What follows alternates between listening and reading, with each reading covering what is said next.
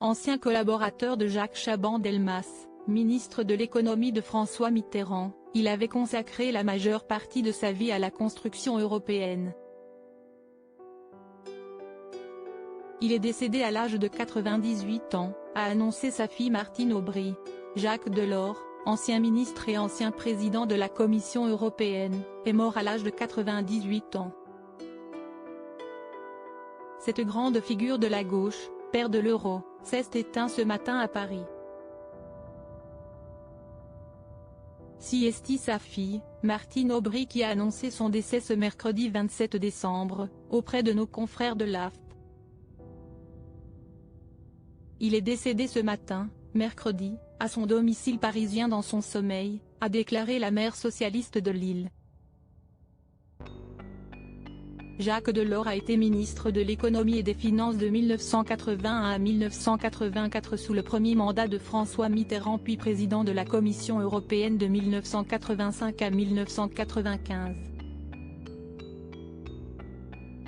Il avait douché les espoirs de la gauche en refusant de se présenter à l'élection présidentielle de 1995 alors qu'il était le grand favori des sondages.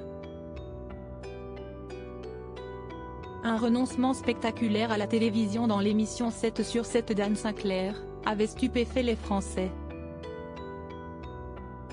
Devant 13 millions de téléspectateurs.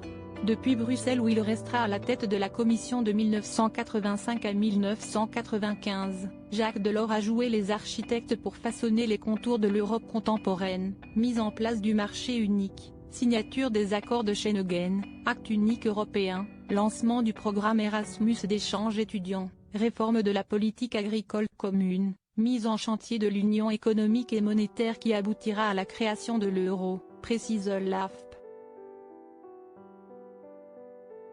En mars 2020, il avait encore appelé les chefs d'État et de gouvernement de l'UE à plus de solidarité au moment où ces derniers s'écharpaient sur la réponse commune à apporter à la pandémie de Covid-19. Avec ses centres de réflexion, Club Témoin ou Notre Europe, devenu ensuite Institut Jacques Delors et installé à Paris, Bruxelles et Berlin, il a plaidé jusqu'au bout pour un renforcement du fédéralisme européen, réclamant davantage d'audace à l'heure du Brexit et des attaques de populistes de tout acabit. Jacques Delors s'est marié en 1948 avec une collègue partageant ses convictions syndicales et religieuses, Marie Lefaille, décédée en 2020. Ils auront 2 enfants, Martine Aubry, qui naît en 1950, puis Jean-Paul, né en 1953 et emporté par une leucémie en 1982. Toutes nos condoléances à sa famille.